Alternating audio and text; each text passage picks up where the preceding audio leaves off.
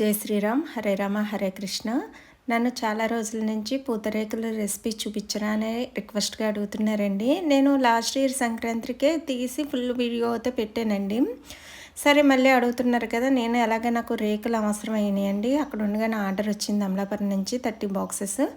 సరే అనేసి ఆర్డర్ ఇచ్చాను నేను. రేకులు తీస్తుంటే ఒకసారి తీసుకుంటానంటే తీసుకోమన్నారండి. ఇదే రేకులు తీసుకుండగా ఎవరిని చూడనివ్వరు, ఎందుకంటే రేకులు ఇరిగిపోతే సరిగ్గా రావనేసి ఎవరిని చూడనివ్వరు. మనం రిక్వెస్ట్గా అడిగితే ఎప్పుడు కస్టమర్సే కాబట్టి చూపించారన్నమాట.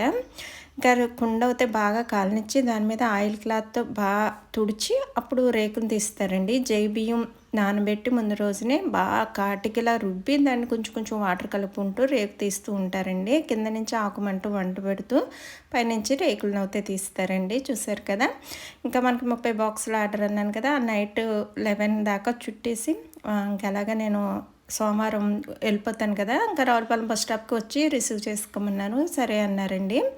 ఇంకా ఆ రోజు ఉదయాన్నే వస్తే మన గోదావరి చేపలు వచ్చినాయి. గోదావరి జిల్లాకి వెళ్ళి గోదావరి చేపలు తినకపోతే ఎలాగ చెప్పండి. కట్టి పెరుగులు టేస్ట్ అయితే చాలా బాగుంటాయి, ముళ్ళు కూడా చాలా తక్కువగా ఉన్నాయండి. మేము ఆ వీక్ అంతా నేను ఊరెళ్ళిన కాంచి అసలు నాన్ వెజ్ తినలేదు అనమాట. సండే ఏమో చల్లంగా మాంసపడింది కదా, ఇంకా తినలేదు. మార్నింగ్ ఏమో అమ్మ పూరీ చేసింది, అలాగే బొంబాయి చట్నీ చేసిందండి, అదే కుర్మా. ఇంకా చేపల పులుసు అయితే చేసిందండి. ఇంకా అమ్మ వెజిటేరియన్ అనమాట. అమ్మ అసలు నాన్ వెజ్ తిందు, అందుకనే అమ్మకమ్మ గుమ్మడికాయ కూర వండామండి.